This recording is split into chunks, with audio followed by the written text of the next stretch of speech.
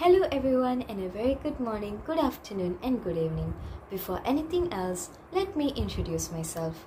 My name is YASHNIE JAYABALAN and I am a Form 4 student from SMK Street TUALANG. On this very day, I would like to review one of my favorite books of all time. This is a book that I randomly came across in a bookstore and bought it for its unique cover and interesting synopsis. The book in question is of course the book over here, a literary fiction novel called Almond, written by Pyung Sohn. Originally written in Korean, the book was translated into English by Sandy Johnson Lee. This is a book that was published by HarperCollins in 2019 and contains 259 pages.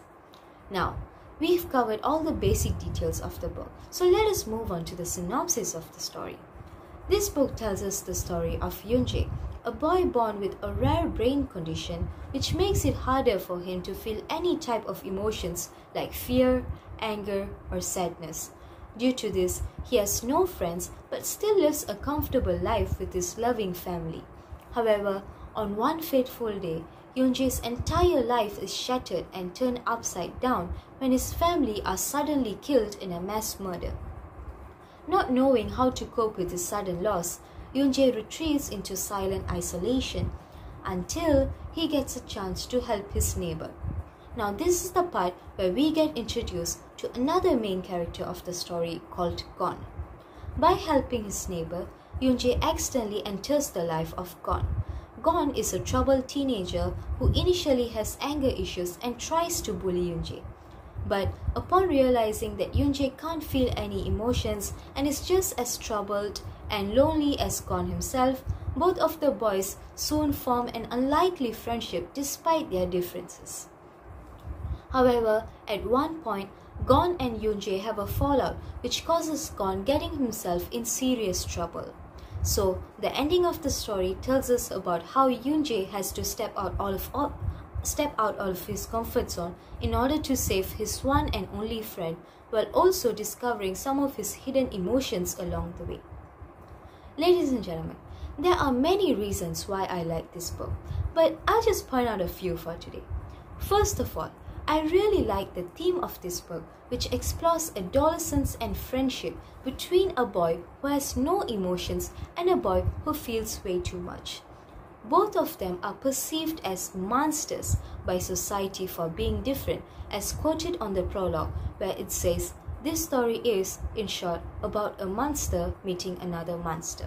So, in my opinion, the beautifully woven characters with contrasting personalities who also have certain similarities, along with their tender exploration of friendship, perfectly captures and reflects on the theme of the book on how powerful and intricate human relationships could be.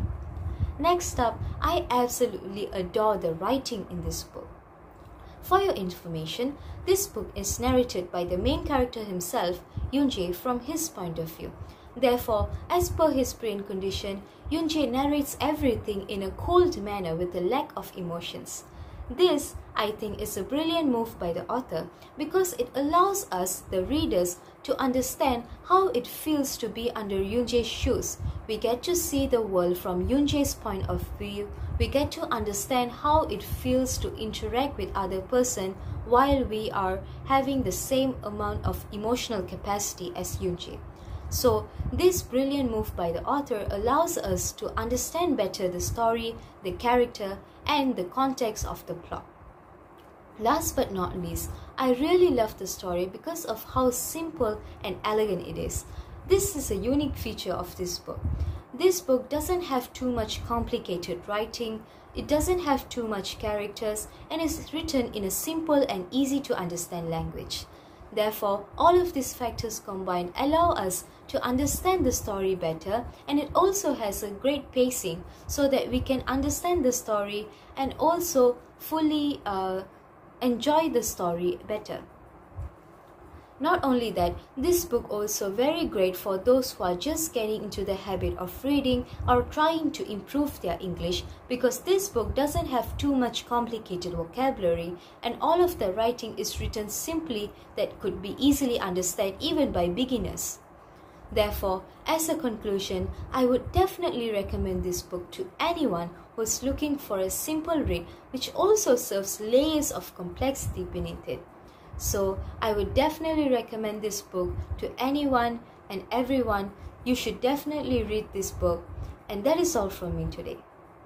I hope you enjoyed my book review and thank you for watching.